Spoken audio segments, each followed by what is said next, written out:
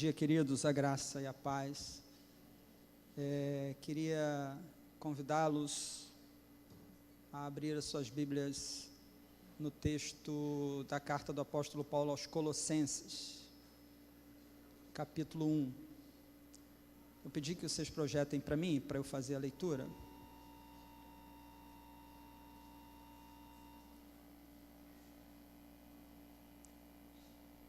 Colossenses 1, versículos 15 e seguintes, diz assim,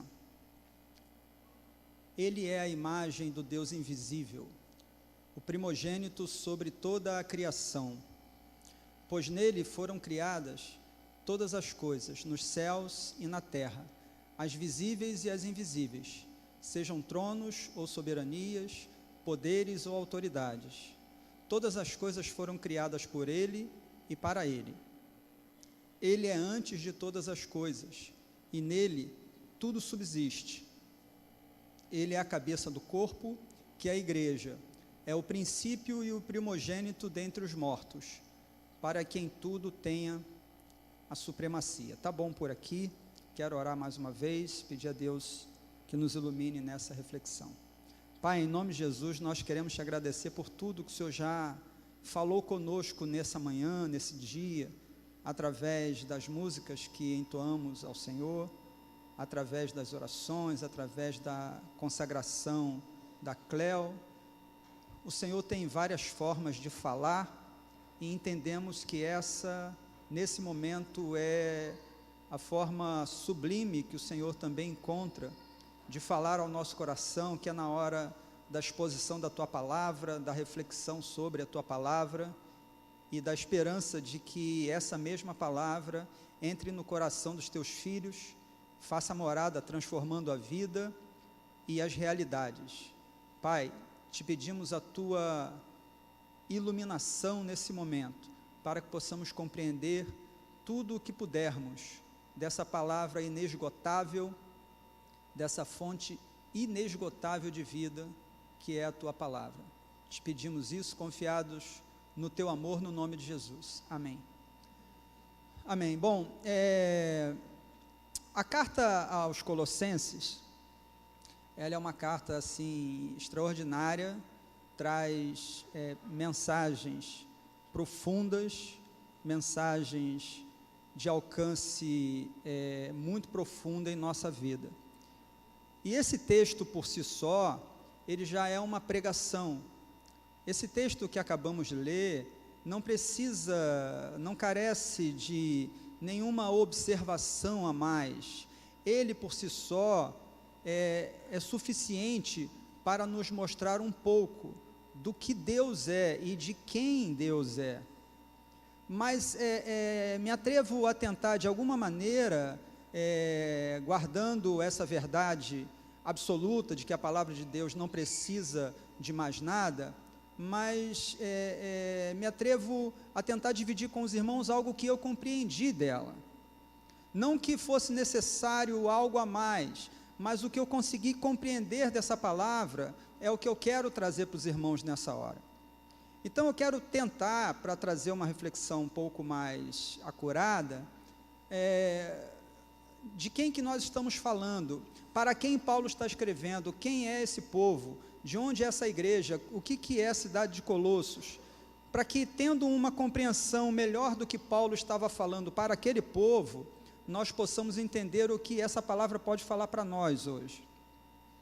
Então, a cidade de Colossos é uma cidade que ficava na Ásia Menor, do antigo Império Romano, uma das grandes capitais da Ásia Menor, junto com Éfeso, junto com Corinto, junto com Tessalônica, junto com Atenas, tudo naquela mesma região. E Colossos era uma cidade que estava fincada no meio dessas grandes cidades. E por ocasião da sua própria localização geográfica e por ocasião do próprio contexto histórico em que essa carta é escrita, a cidade de Colossos, ela era, digamos, bombardeada por uma série de informações, por uma série de pensamentos. Ela era uma cidade que tinha como uma das referências, por ser numa região vulcânica, ela tinha como uma de suas referências ter uma água quente, muito gostosa, uma água morninha. Quem já foi lá em Goiás, lá no parque, como é que é, Wesley, aquele... Rio Quente, Águas Quentes. Rio Quente é a cidade, né? Aí, o Parque das Águas Quentes, Hot Park, nós estivemos lá em 2012, e você entra naquelas águas termais, eles chamam de águas termais, águas com temperatura de 32 graus, aí você mergulha naquela água, não dá vontade de você sair mais. Lembra quando você tomava banho que teu pai, não, eu lembro, né? Meu pai temperava a água para eu tomar banho. Na minha casa foi ter chuveiro quando eu tinha 14, 15 anos de idade. Meu pai temperava a água para mim, botava água no balde, água fria, aí vinha com a chaleira, sabe a chaleira? Aí pegava aquela água quente da chaleira e ficava passando com a mão na água para ver se a temperatura estava boa. Então, tomei muito banho de água dessa maneira, água morninha, gostosa. Essa era uma das características de Colossos, águas termais, e por isso era um lugar onde a medicina era muito explorada. As águas quentes, elas eram também tratadas como águas medicinais, e tratavam de muitas situações de saúde das pessoas. Então era uma cidade muito procurada, era uma cidade muito bem frequentada. Era uma cidade que, além disso, tinha tecelagem muito forte. Uma das características da economia de Colossos era essa parte de tecidos, né? Então, também era uma das razões pelas quais Colossos era uma cidade também muito procurada e muito bem frequentada. O comércio era muito grande, muitas pessoas de várias cidades da Ásia Menor concorriam para Colossos para poder comprar da tecelagem de lá. Eles tinham uma especialidade em um tecido, numa cor específica, cor púrpura, que era específica deles lá, e o nome dessa cor ficou conhecida como cor colóssica. Tem alguém aqui com uma cor púrpura na roupa hoje? Se tiver, você fala que você está com uma cor colóssica, como é que fica muito mais bonito, né? Então, os colossenses eram pessoas que tinham uma vida muito boa, uma vida muito tranquila, uma vida muito equilibrada, com uma condição econômica boa, a cidade fluía bem, estava no centro do conhecimento do mundo, como falei, muito próximo de Éfeso, muito próximo de Atenas, que era a capital do conhecimento intelectual. Então, Colossos tinha uma afluência muito grande de pessoas para ela. Essa é uma verdade positiva de Colossos. Qual é a verdade negativa de Colossos a partir de tudo isso que eu falei para vocês? Por ser um grande centro de cidade grande, uma cidade cosmopolita, recebia gente de tudo quanto é lugar do mundo. E estava aberta a todos os pensamentos e filosofias que o mundo de então trazia. Então, a filosofia da Grécia, principalmente da capital lá de Atenas, imagina, aquilo invadia aqueles lugares e trazia altas reflexões sobre nada. Trazia altas reflexões sobre algo que eles nem sequer conseguiam explicar.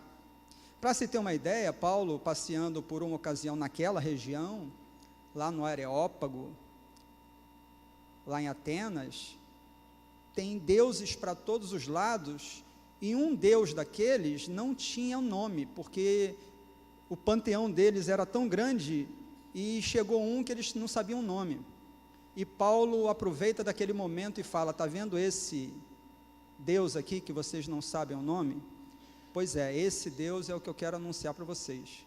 E Paulo se aproveita da sua própria condição, da condição do povo, de muito voltado para uma coisa mais fora do material, uma coisa mais metafísica, e apresenta o Deus criador de todas as coisas, o Pai do nosso Senhor Jesus Cristo.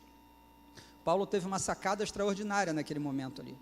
Mas esse era o povo que recebia influência de todas as filosofias. O gnosticismo era muito forte naquele lugar. Os gnósticos traziam filosofias sobre a questão, por exemplo, da carne. A carne, ela não pode ter nada de bom. A carne, a matéria, ela é eminentemente má. Então, não pode ter nada de bom. A única coisa boa é o espírito, é aquilo que transcende. Então, não pode nada da carne ser bom, falavam eles. Essa era uma das bases do gnosticismo. Mas Paulo vai falar para a gente que Jesus veio em carne. E isso é um problema para os gnósticos, porque acreditar que Jesus é bom, mas ao mesmo tempo vem em carne, isso não fecha na cabeça deles. Então, essa cidade de Colossos, ela estava sendo abalroada com todas essas informações filosóficas que não chegavam a lugar nenhum, só aumentavam a ideia deles de buscar um transcendente, mas sem conhecimento nenhum. Um dos grandes problemas da cidade de Colossos e das muitas cidades naquela época, era justamente tentar encontrar algo material que mostrasse que é possível ter fé em alguma coisa, porque eles não conseguiam. Aí o que eles faziam, como muitos do Ocidente ainda fazem? Imagens. Esse é o grande problema. Penso ser um dos maiores problemas do ser humano para poder ter a percepção de Deus, para poder ter o conhecimento de Deus. É justamente o fato de não conseguir vê-lo. É justamente o fato dele ser invisível. Porque todas as religiões que usam imagens, as usam justamente porque não conseguem ver Deus. E como Deus é invisível, e o homem precisa de alguma coisa material para poder consolidar a sua fé, ele começa a criar imagens de animais, imagens de anjos, de seres celestiais, de homens, e começa a criar imagens para tentar chegar a algo que responda aquilo que está no coração, aquele desejo que está no coração, de buscar alguém em quem ele possa se apegar. Pois bem, Paulo diz para a gente que Deus não deixou a gente sem essa resposta. O fato de ser Deus invisível gera uma insegurança muito grande. Por isso que nós, muitas vezes, diminuímos o nosso Senhor Jesus. Nós, que eu falo, seres humanos. Muitos dos seres humanos acreditam em um Jesus pintado em um determinado quadro, com um olhar muito pacífico, um olhar muito sereno e calmo, e essa é apenas uma das faces do nosso Senhor Jesus. Precisamos lembrar que nem todos viam Jesus com esse olhar plácido, com esse olhar tranquilo, que a gente vê em muitas pinturas. Ao contrário, Jesus certa vez perguntou aos discípulos assim: o que dizem os homens ser o Filho do Homem? Aí os discípulos responderam: uns dizem que o Senhor é Elias, outros dizem que é Jeremias, outros dizem que é João Batista. Ora, se nós formos pensar justamente nessas três pessoas que foram citadas, nós vamos ver quão fortes eram essas pessoas, quão contundentes eram esses profetas. Elias era temido por onde ele passava. Chegou a matar 850 profetas. Jeremias era um profeta contundente, falava com alta voz, com força, e falava: arrependam-se, porque o juízo está vindo, a ponto de quererem calarem, jogando ele num poço. E o que dizer de João Batista, que chegava na cara de Herodes e falava: você é um miserável. O que falar de João Batista quando se dirige aos judeus e fala: raça de víboras, quem vos ensinou a fugir da ira vindoura? E Jesus é comparado a esses 3 profetas. Então, tentar pensar em Jesus apenas com aquele olhar pacífico dos quadros que nós vemos, é diminuir a imagem daquele que é quem nos tirou das trevas e nos levou para o reino da luz. Tentar olhar para Jesus apenas para essas imagens pintadas, diminuídas, é olhar para um Jesus de quem os demônios não tremem, de quem os ventos e as ondas não obedecem. Então, quem é esse Jesus, afinal de contas, que pode, de alguma maneira, responder a essa necessidade do povo colossense? Paulo traz para nós a resposta, penso ser uma das cruciais, que é justamente essa questão de Deus ser invisível, e ele fala: Ele é a imagem do Deus invisível. Deus, preocupado conosco, sabendo da nossa necessidade, sabendo do nosso anseio, sabendo que nós carecíamos de algo que pudéssemos lançar as nossas âncoras e ficarmos sediados naquele lugar. Paulo nos diz: Ele é a imagem do Deus invisível. Tudo o que nós, seres humanos, podemos conhecer de Deus, está revelado na imagem de Jesus Cristo, porque Ele é a imagem do Deus invisível. Agora nós podemos olhar para alguém que se identifica com o Deus criador e sustentador de todas as coisas, e olhar para esse ser humano, para essa pessoa que traz em si a natureza divina, e falar: ali vai Deus.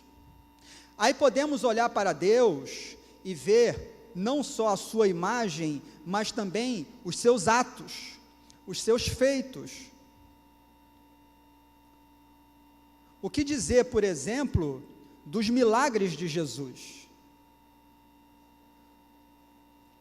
Aquele para quem o corpo humano foi criado, porque o texto que lemos diz que todas as coisas foram criadas por Ele e para Ele.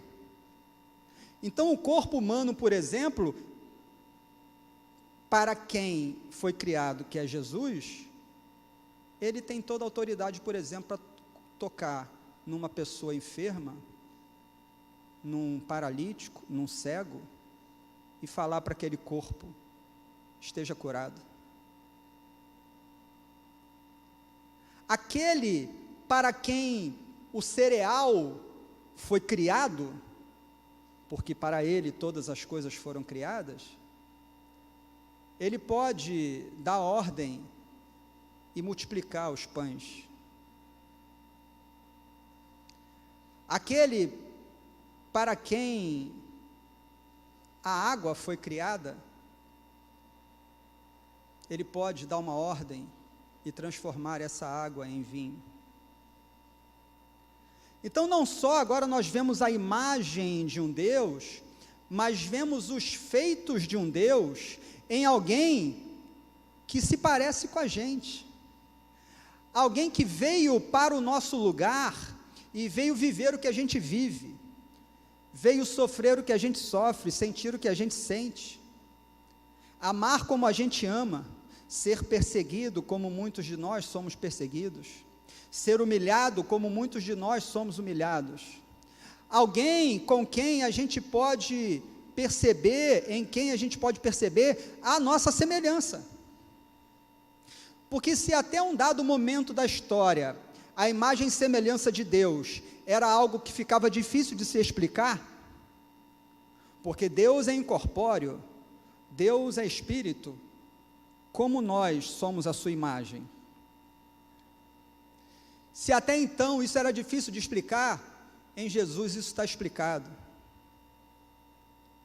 Jesus é a imagem do Deus invisível. E ele, como diz em seguida, o mesmo versículo, é o primogênito da criação.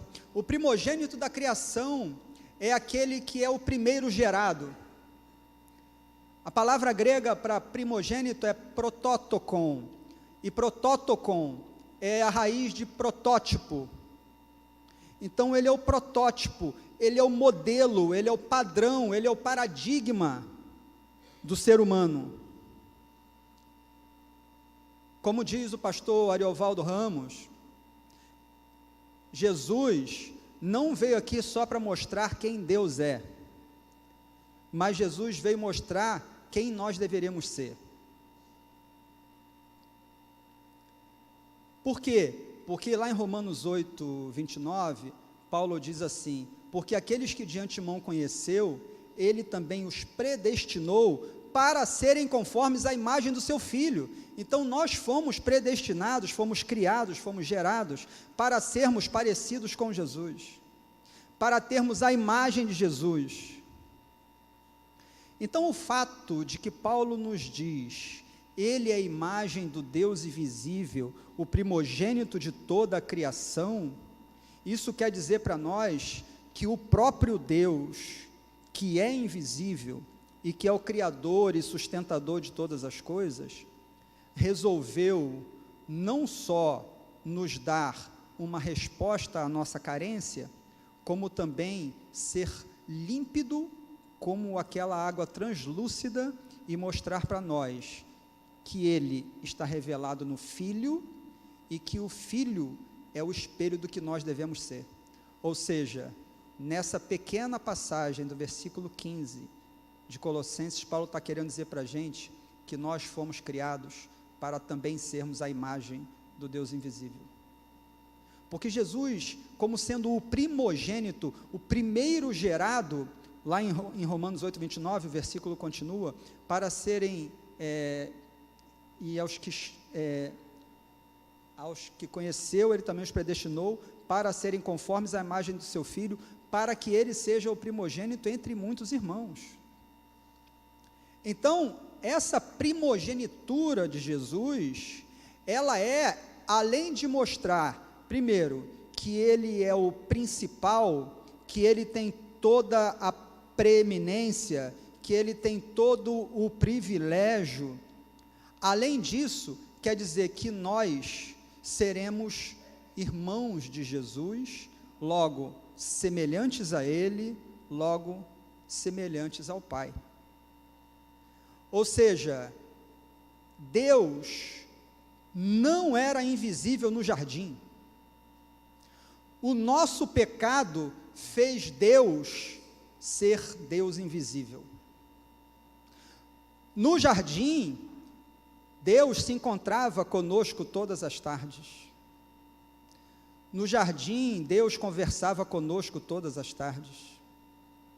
Mas com a queda, ele se tornou agora invisível. E esse problema da invisibilidade de Deus só é resolvida com a manifestação do Filho. Quando o Filho agora resgata aquilo que foi perdido no Éden. Então aquela imagem que nós fomos criados, a imagem de Deus, ou seja, a imagem do Filho, porque essa é a grande verdade, o Filho sempre existiu, e aqui eu quero abrir um parêntese, quando Paulo fala aos Colossenses aqui, que, deixa eu tentar ler ali, está ali no texto para mim, ele existe antes de tudo que há, e nele todas as coisas subsistem. Ele é o cabeça do corpo, que é a igreja. Ele é o princípio e o primogênito dentre os mortos, a fim de que em absolutamente tudo tenha a supremacia. Quer dizer, quando fala que ele é o primogênito criado, Paulo não estava preocupado, como muitos dos cristãos do segundo século, por exemplo, começaram a questionar, se Jesus foi criado como uma criatura. Não era isso que Paulo estava querendo falar aqui. É óbvio que Jesus não é uma criatura, Jesus é o próprio Criador, ele é o próprio Deus encarnado, Certa vez, um de seus discípulos perguntou para ele assim, Senhor, falou para ele, mostra-nos o Pai, isso nos basta. E ele falou, Filipe, eu estou há tanto tempo com vocês e você me diz, mostra-nos o Pai? Quem me vê a mim, vê o Pai. Então, essa ideia, ela é muito difícil da gente entender, porque como pode Jesus ser homem e ser o Filho e ao mesmo tempo ser o Deus? Isso fica para o pastor Flávio explicar, porque eu não vou me atrever a explicar a Trindade aqui. O Wesley pode explicar melhor a Trindade, porque ele morou lá.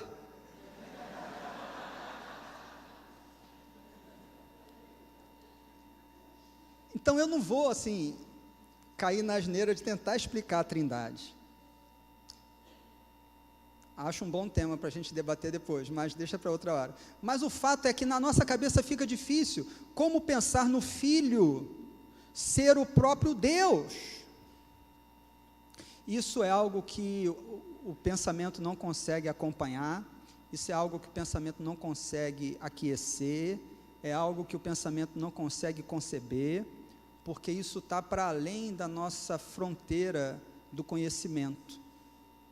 Isso é algo que pertence ao Senhor, à sua glória, mas o que pode ser revelado para nós está revelado em Jesus Cristo. Jesus é a revelação exata daquilo que Deus quer que a gente conheça. Jesus é a revelação plena de tudo aquilo que nós precisamos. Não há mais nada do que nós podemos precisar, porque em Jesus tudo é satisfeito. Jesus reúne em si toda a plenitude. Eu vou tentar fazer a pregação desse texto de Colossenses em mais de um sermão. Hoje vai ser só uma parte, eu quero pregar mais sobre o 15:16 hoje. Mas a gente vai ver o quanto tem de profundidade em todo esse texto. E quando a gente pensa que ele é a imagem do Deus invisível, o primogênito sobre toda a criação, Paulo quis dizer com o primogênito, não que Jesus foi criado, um ser criado, não, o fato dele ser primogênito quer dizer, ele está à minha direita. Paulo tinha em mente o conceito judaico de primogenitura, e o conceito judaico de primogenitura ele tem a preeminência, ele tem o privilégio sobre todos os outros, ele é maior do que todos os outros. Não quer dizer que ele foi, porque é primogênito, que ele foi criado. Isso é uma discussão nossa, humana e religiosa. Mas Paulo estava querendo dar essa visão judaica, de que ele é o primogênito porque reúne toda a plenitude, reúne a preeminência, ele tem a primazia. E por que Paulo está falando sobre isso para os colossenses? Como eu falei para vocês, a cidade de Colossos ela era bombardeada por várias formas de pensamento. O pensamento judaico, por exemplo, também estava entrando aqui nesse contexto. Se você pegar, Roberto, Arthurzinho, bota para mim no capítulo 2 dessa mesma carta, versículo 10 e alguns seguintes. A gente vai ver qual era o contexto e por que Paulo estava escrevendo isso para os colossenses. Para tentar tirar dos colossenses toda aquela heresia, não só do gnosticismo e da filosofia grega, mas também do próprio judaísmo, que estava querendo acrescentar algo à fé cristã. E por estarem nele, que é o cabeça de todo poder e autoridade, vocês receberam a plenitude, passa para mim. Nele também vocês foram circuncidados, não com uma circuncisão feita por mãos humanas, mas com a circuncisão feita por Cristo, que é o despojar do corpo da carne, Isso aconteceu, olha que coisa extraordinária, isso aconteceu quando vocês foram sepultados com ele no batismo, e com ele foram ressuscitados mediante a fé, no poder de Deus que o ressuscitou dentre os mortos. Ou seja, Paulo está falando aqui sobre a doutrina fantástica da união com Cristo. Nós somos unidos a Cristo na morte e na ressurreição. Nós não somos apenas cristãos. Aliás, o termo cristão, ele é um termo cunhado no ambiente não cristão. Quem chamou a gente de cristão foram os não cristãos. Então, o termo cristão é uma palavra cunhada em um ambiente não cristão. Nós não fomos chamados para sermos cristãos, nós fomos chamados para sermos parecidos com Jesus, porque é para isso que nós fomos predestinados, como disse Paulo em Romanos. E aqui mesmo, nessa carta, a gente vai ver depois Paulo falando sobre isso. Se vocês foram ressuscitados, vivam como ressuscitados. Então, nós nos unimos a Cristo na morte, nos unimos a Cristo nessa ressurreição. Aí passa para mim, por favor.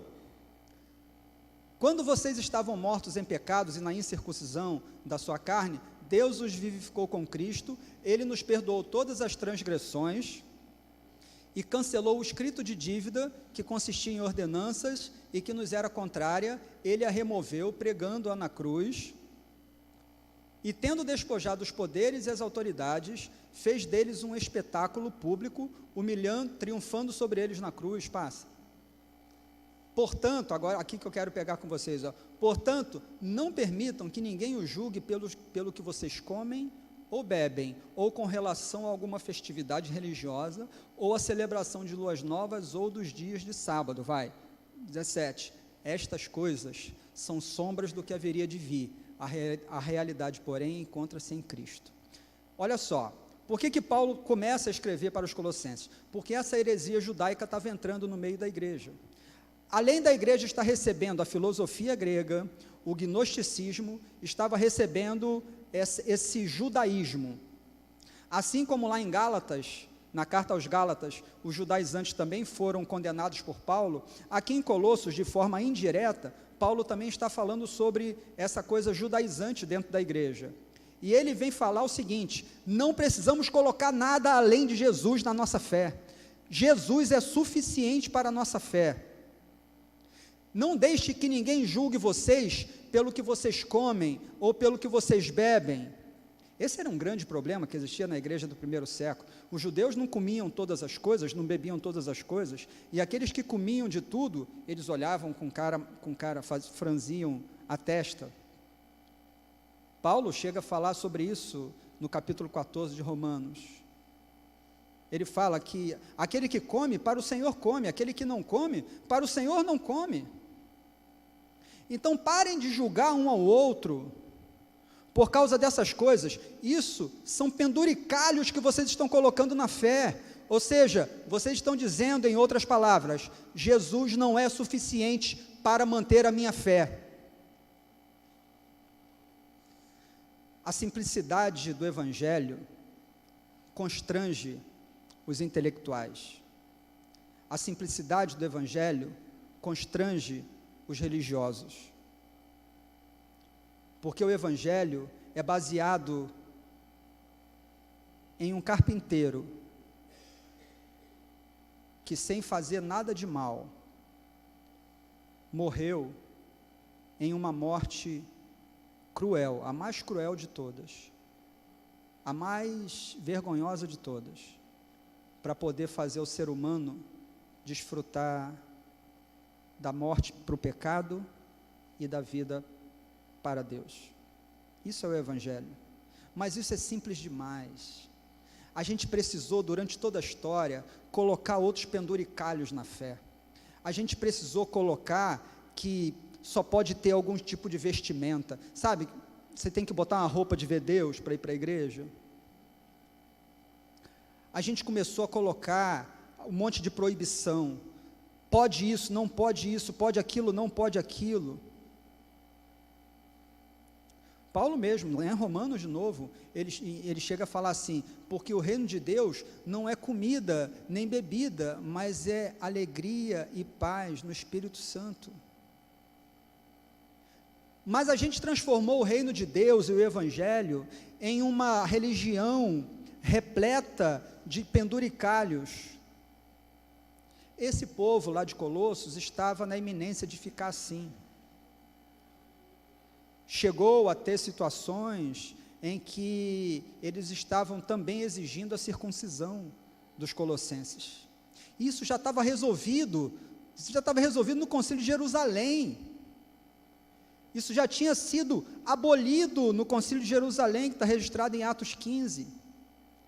Mas o pessoal continua tentando acrescentar coisas à fé. Quer dizer, a simplicidade do Evangelho não é suficiente para poder manter a minha fé sustentada.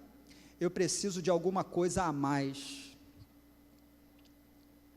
É por isso que a gente precisa, e Paulo precisou falar, de um Jesus grande. De um Jesus grande. De um Jesus que ele fala, volta lá para mim em Colossenses 1, Arthurzinho, 15, aquela tela que você tinha colocado para mim. Ele precisa falar, ele é a imagem do Deus invisível, ele é o primogênito de toda a criação, porquanto nele foram criadas todas as coisas, nos céus e na terra. Olha só, todas as coisas foram criadas nele. Onde? Na terra mas não só na terra, nos céus também. Tudo foi criado nele, as visíveis e as invisíveis. Tudo o que nós podemos ver foi criado em Jesus, e tudo que nós não conseguimos ver também foi criado em Jesus. As coisas visíveis e as invisíveis. Aí ele fala, sejam tronos ou dominações, sejam governos ou poderes. Lá naquele capítulo 2 de Colossenses, se você seguir lendo, você vai ver que Paulo está falando sobre culto dos anjos. O pessoal estava agregando o culto dos anjos na igreja. Aí Paulo usa essa realidade terrível da igreja para falar assim, ó, vocês estão adorando anjos? Eu quero dizer para vocês o seguinte, tronos, dominações, governos ou poderes, em outras versões está principados e potestades, né? Parece que há uma hierarquia angelical. Eu não tenho gabarito para explicar para vocês sobre isso, mas olhando para isso aqui, parece que a gente vê que tem uma certa hierarquia, há uma divisão entre os seres celestiais, tanto é que Paulo cita um por um, senão Paulo citaria um só, todos os anjos, mas Paulo faz questão de falar, quer sejam dominações, quer sejam tronos, quer sejam governos, quer sejam poderes ou potestades. Então, há uma hierarquia, há tipos e tipos de anjos. Paulo está dizendo assim, ó, nenhum desses pode resolver o teu problema. Ele segue dizendo, porque tudo foi criado por ele e para ele.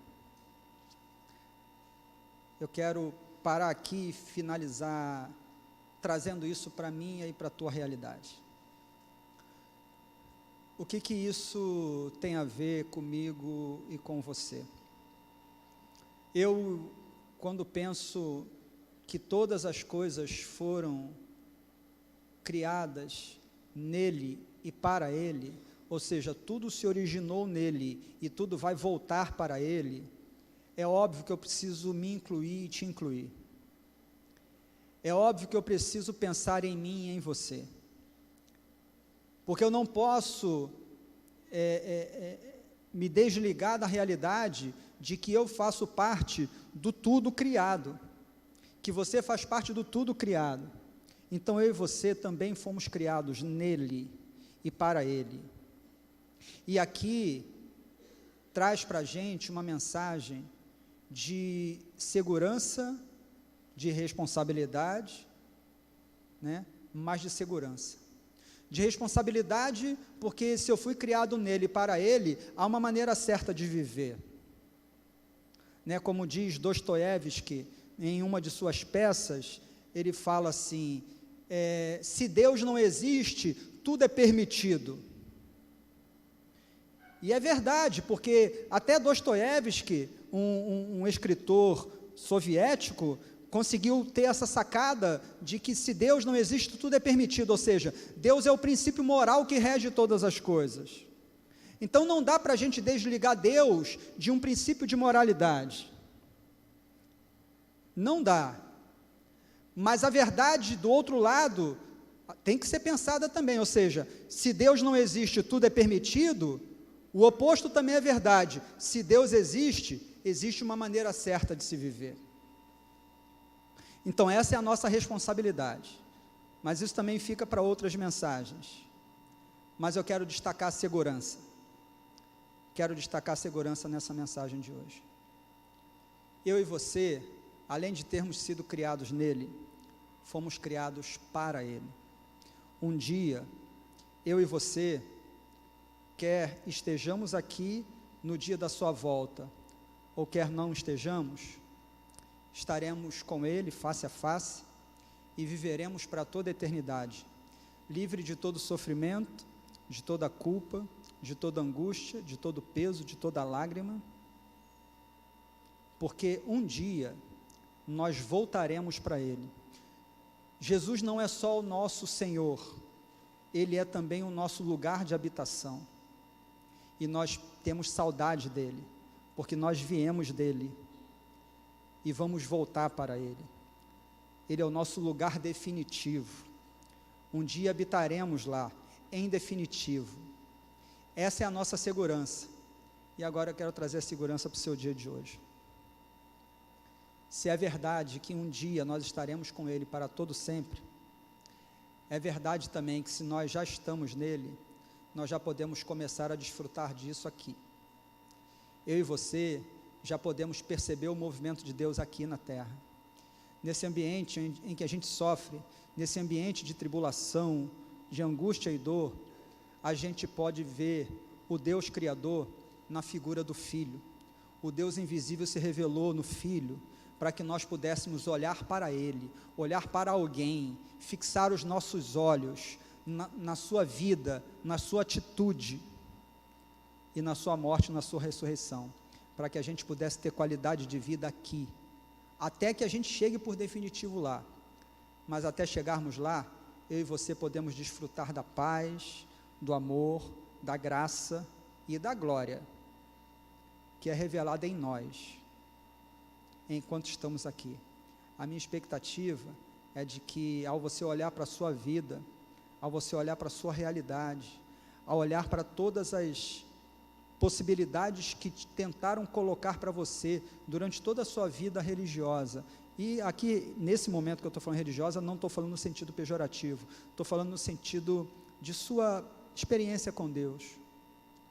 Em todo esse tempo que tentaram colocar penduricalhos para você, falando para você que você é salvo sim, mas você precisa fazer algumas coisas a mais, que isso não é suficiente, ou seja, que você precisa de mais alguma coisa, eu quero dizer para você que isso é filosofia mundana, isso não é evangelho. O evangelho diz para mim e para você, que um dia, ele resolveu sair do trono dele, de glória, se fazer homem, vir habitar conosco, abrir mão de toda a sua prerrogativa divina, morrer numa cruz, no nosso lugar, e ressuscitar, para que nós tivéssemos vida eterna. É isso que nós precisamos crer, é a partir disso que nós precisamos viver. Os mandamentos que se seguem a partir disso, e não a partir de uma lógica humana que precisa ir acrescentando pontos à fé cristã, porque a fé cristã em si não é suficiente. Eu quero dizer para você que esse Jesus que Paulo está falando, que é a imagem do Deus invisível, primogênito da criação, que nele foram criadas todas as coisas, visíveis e invisíveis, sejam tronos, soberanias, poderes ou autoridades, que ele é antes de tudo, e nele tudo subsiste. Esse Jesus é o que está aqui hoje, é o que habita dentro de você, e que é o suficiente para te fazer caminhar aqui na terra, com todas as lutas e agruras que essa vida possa nos proporcionar, mas é Ele o suficiente para fazer com que eu e você conheçamos o Pai. Então, esse verso de João fala para nós isso. Eu estou sempre com vocês, quem me vê a mim, vê o Pai. Então, ao olharmos para Jesus, para a sua história, para a sua morte e ressurreição, isso é o suficiente para nos vermos ancorados e seguros em um Deus que nos ama e que quer o melhor para todos nós. Não deixe que nada mais tire você desse foco e dessa visão, que isso seja plantado no seu coração, de forma que nada mais possa mudar a tua forma de ver Jesus, nada menos do que a imagem do Deus invisível, porque é isso que Ele é. Que Deus nos abençoe. Eu quero orar com você, pedir a Deus que confirme essa palavra em nosso coração, nos dando certezas que a religião humana não consegue dar, trazendo para nós convicções que a filosofia não pode dar, que a ciência não pode dar, que nenhum pensamento humano, por mais elaborado que seja, por mais bem organizado que seja, pode dar. Só a palavra eterna do Deus invisível revelado no Deus visível é que pode nos fazer caminhar com segurança, com paz, mesmo nesse ambiente de dor e sofrimento. Então vamos orar? Pai, em nome de Jesus, eu quero te bendizer pela Tua palavra que é para nós fonte inesgotável de paz, de conhecimento do Senhor. É na Tua palavra que nós nos ancoramos, que nós nos alicerçamos para tomar as decisões do dia a dia. É a partir dela que nós olhamos para o outro. É a partir dela que nós olhamos para nós mesmos. Tem sido um equívoco do ser humano, e em especial dos grupos mais intelectuais, mais donos da razão. Tem sido muito comum olhar Deus a partir de si ou a partir do homem. Isso é humanizar o Deus Criador, quando na verdade a gente precisa olhar o Deus a partir do homem, do primogênito da criação, e não de qualquer homem. É por isso que muita gente não consegue entender por que uma pessoa tão má e tão cruel, durante toda a sua vida, ao receber a Cristo e ser recebido por Ele e ser justificado, essa pessoa agora habita o mesmo reino que nós. Isso não é entendido, porque não pode realmente ser entendido, porque o homem tenta entender Deus a partir de qualquer ser humano que é falho, que é pecador. Mas a Tua palavra nos fala para conhecermos Deus a partir do homem, o homem Jesus, o homem que trouxe em si a imagem do Deus invisível. Pai, muito obrigado por Jesus, porque é a partir dele que nós podemos tocar a nossa vida aqui, apesar de todas as dificuldades. Quero que o Senhor cuide de cada irmão e cada irmã que está aqui, que faz parte dessa comunidade de fé, dos seus familiares, dos seus queridos, de tal maneira que esse Jesus seja percebido na vida de cada um dos meus irmãos e irmãs, para que o Deus invisível seja visto e revelado, desvelado, para que as pessoas possam ter esperança, não só aqui, mas para a vida eterna. Muito obrigado, Pai, mais uma vez eu te agradeço, te peço que o Senhor firme essa palavra no coração dos meus irmãos, em nome de Jesus que eu oro,